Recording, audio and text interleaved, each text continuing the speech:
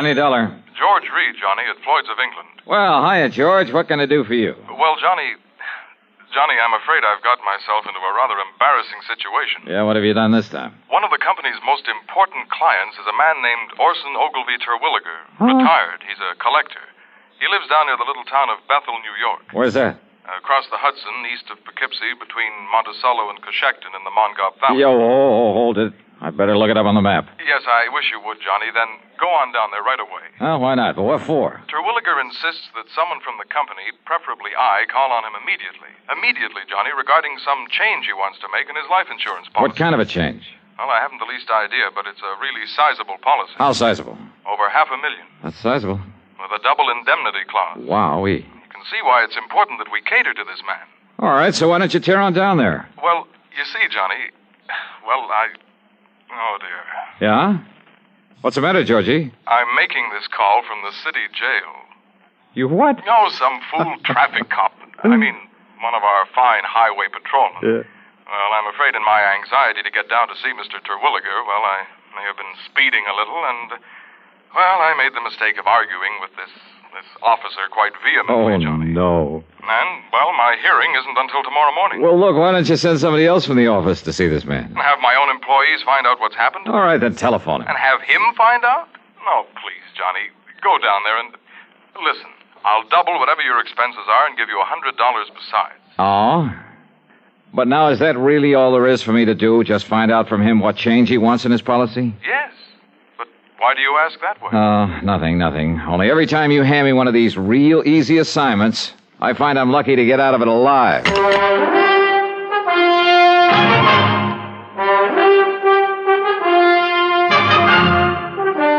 CBS Radio brings you Bob Bailey in the exciting adventures of the man with the action-packed expense account, America's fabulous freelance insurance investigator. Yours truly, Johnny Dollar.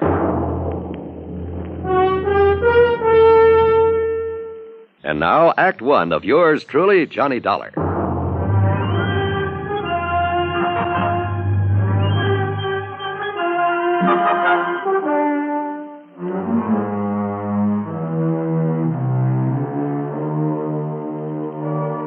Expense account submitted by Special Investigator Johnny Dollar to Floyd's of England, North American Office, Hartford, Connecticut. Following is an account of expenses incurred during my investigation of the collector's matter.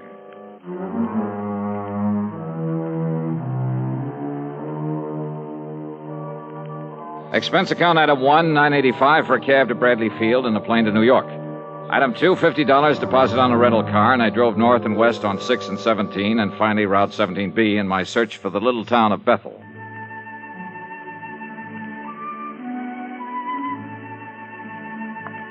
The foot of the Catskills country is mighty beautiful this time of year. No wonder it's a famous vacation spot for thousands who spend most of their lives in the noise and dirt of the big cities.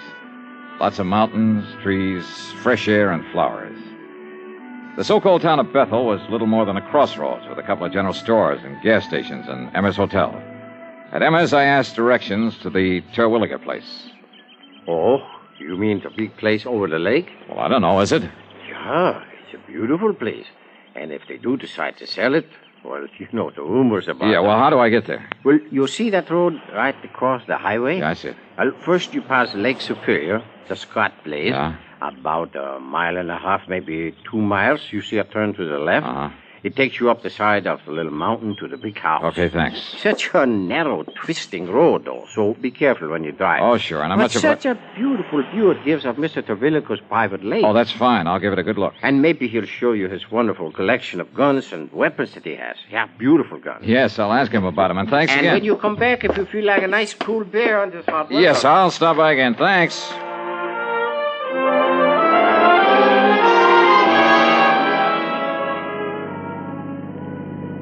I passed the Lake Superior he'd mentioned. Then a couple of miles beyond, made a left turn that put me on the narrow, winding road up the side of a hill above another, a smaller lake. I wondered why Terwilliger, with all his money, hadn't improved this road, and thought of what might happen to someone trying to negotiate it too fast. Well, I didn't have time to think about it for long. Huh?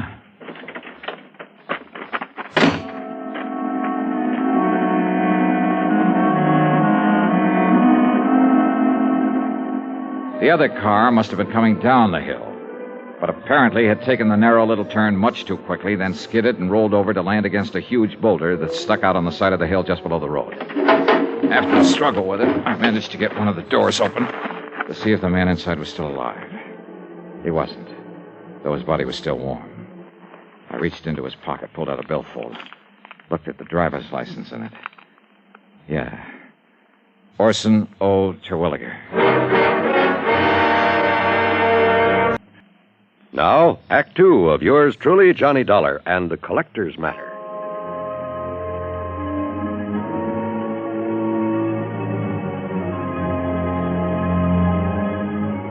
Yeah. The man lying there in the car that had skidded off the road was the man I'd come to see. Orson O. Terwilliger. And he was very dead. Not knowing what sort of police or medical facilities the town of Bethel had to offer, I decided to poke around a bit. But before I could lift the body out of this car, another one came down the narrow road from the direction of the big house on top of the hill.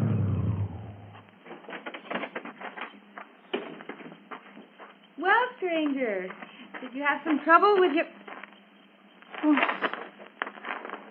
Oh, no, that's Orson's car. This gal was a doll, maybe 5'2", with blonde hair and, for a moment, sparkling blue eyes. And a figure inside her tight blue capris and yellow silk shirt that would have made any man turn his head. She stood there a moment, staring at the body, a look of utter disbelief on her lovely face. Then I caught her as she started to slump to the ground, hands covering her face, her whole body shuddering with her sobs. I'm sorry. I'm terribly sorry. Why did a thing like this have to happen? Just when Orson and I were... Easy now. Easy. Just take it easy. If it makes you feel better, go ahead and... No. What good is it to cry over him? It won't bring him back to life. No, I'm afraid nothing will now. Why does it have to happen to people like... I'm terribly sorry. I didn't mean to throw myself into your arms. That's perfectly all right. The shock of suddenly... I'm Blanche Terwilliger, his wife. Who are you? My name is Johnny Dollar. Johnny Dollar? The insurance investigator? Yes, that's right, Mrs. Terwilliger. Your husband had asked that someone for the office. Sounds like a terrible thing to say, Johnny. Yeah? But I'm glad it was you who found him there. Oh? After all the awful things that people... Only they aren't true at all. They never were. Well, I suppose we'd better call Dr. Parker and the police and... Shall we go up to the house, Johnny? Yeah. Sure.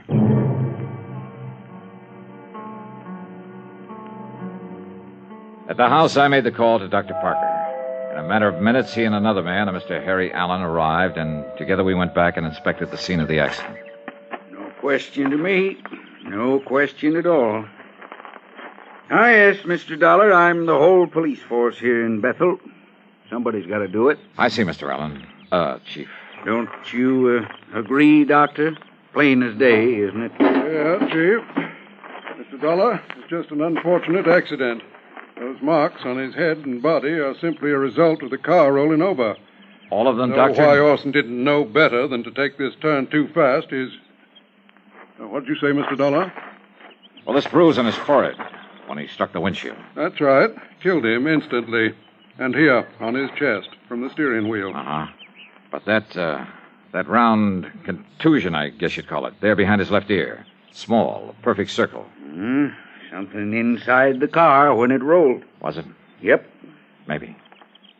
Suppose you show me one thing, anything, inside the car that could have made that clean, clear mark. Now, you look here, Dollar. Yes, Chief. It was pure accident that killed him, no doubt about it. The doc knows it, I know it, and you know it. Just because you're one of these high-powered, big-city-type special investigators, just don't let your imagination run away with you. Chief is right, Mr. Dollar. Sure. Now, come on. Let's haul the body up to the house and help Mrs. Terwilliger make arrangements with that funeral home down to Monticello. Anything else we can do. Very good idea, Chief. And, say, Dollar, you're a healthy young buck with a sharp eye. Now, what's that supposed to mean? Well, now you tell me the truth. Don't you think Terwilliger's wife is one of the prettiest girls you ever did see? Yeah, she is. Such a shame that she and him never really... Rumor, Chief. That's just a lot of idle gossip. Yeah, Doc. I guess you're right. Is he, Chief? Huh? I wonder.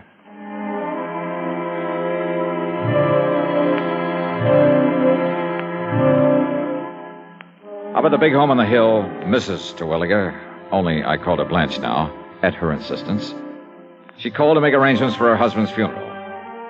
Considering her obvious shock over the whole affair, she was doing very well.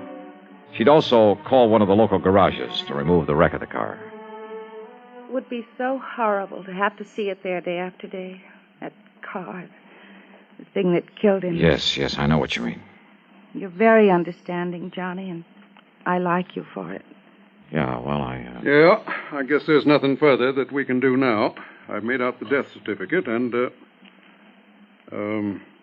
Blanche, my dear. Yes, Doctor.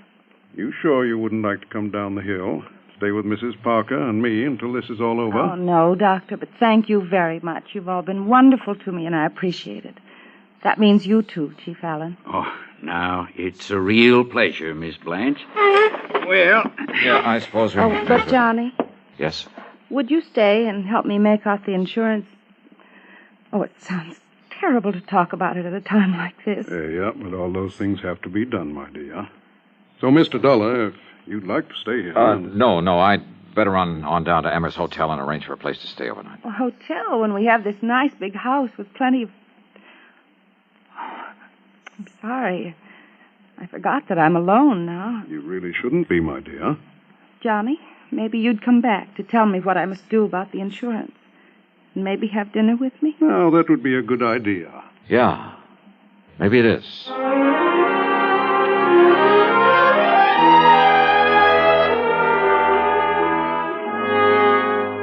Expense account item 3, 90 cents for a phone call at Emmer's Hotel. Orson Terwilliger is dead. And, George, there's just one thing I want to know. Johnny, I simply can't... Yes, what is it? Who are the beneficiaries of Terwilliger's insurance? Why, there's only one. His wife, Blanche Terwilliger. Yes. I knew it. George, is that policy pretty much a standard form? Yes, it is. Double indemnity, as I think I told you. But he said he wanted some changes made. Well, to quote him exactly, he said he wanted to make a change in it. But frankly, I can't imagine what or why.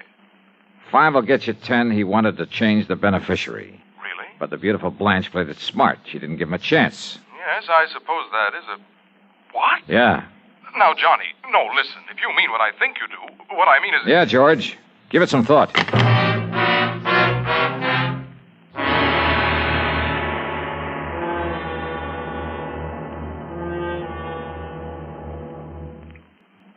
Now, Act 3 of yours truly, Johnny Dollar.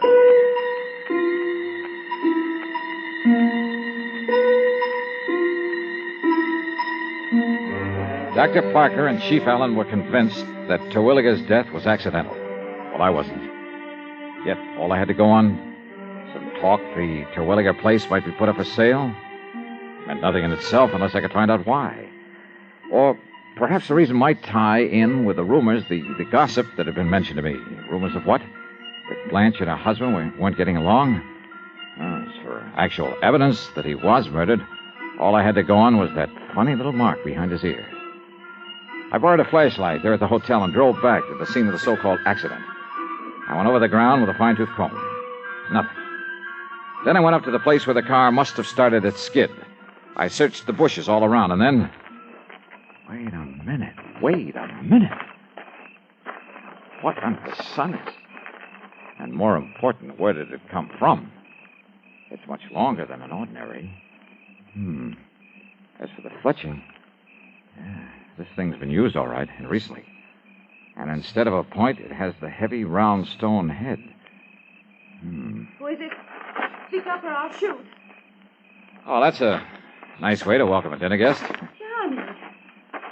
Johnny, you had me frightened. Oh, well, I'm sorry, Blanche. I saw your flashlight down here and couldn't imagine who it was. And since you hadn't come up to dinner as you promised... Oh, I was on my way. I hope I'm not too late. Hey, do you always wander around carrying a gun? Oh, I'm sorry. Here, you'd better take it. Yeah. I'm not used to these things, though heaven knows I've seen enough of them. Your husband's gun collection. But why'd you stop here, Johnny? What were you doing, and what in the world's that? Oh, just a...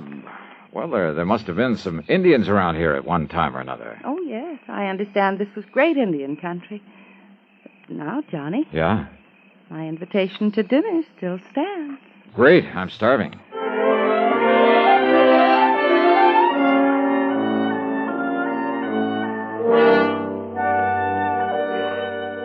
Oh, mighty fine dinner, Blanche. More coffee? I'm almost embarrassed, though. Now, why do you say that? But a chance to be close to someone is, well...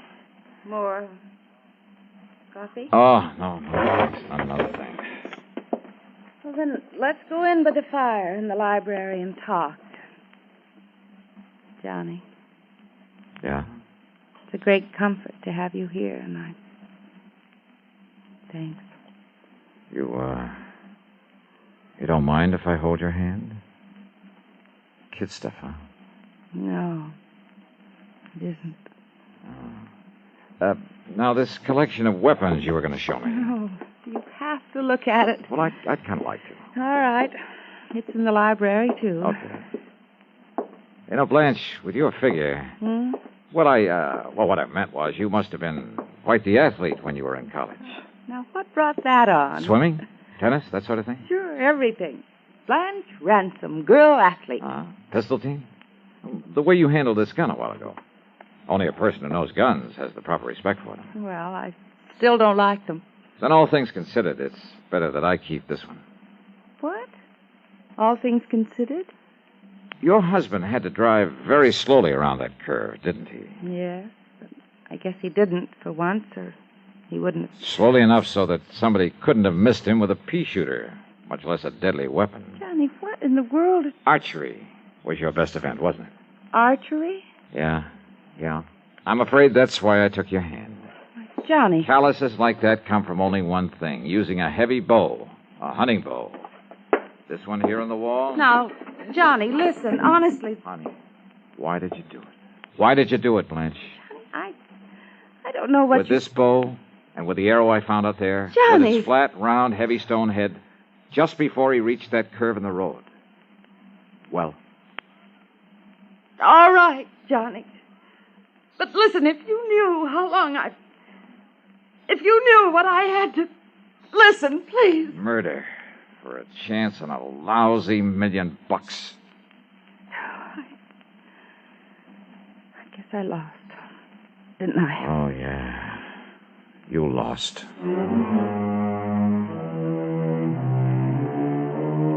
And according to the law, no person convicted of the murder of the decedent shall be entitled to any portion of the estate, including the insurance. But just don't forget my commission on that amount. Expense account total, including room and board at Emmer's and the trip back to Hartford, $185.60. Doubled. Yours truly, Johnny Dollar.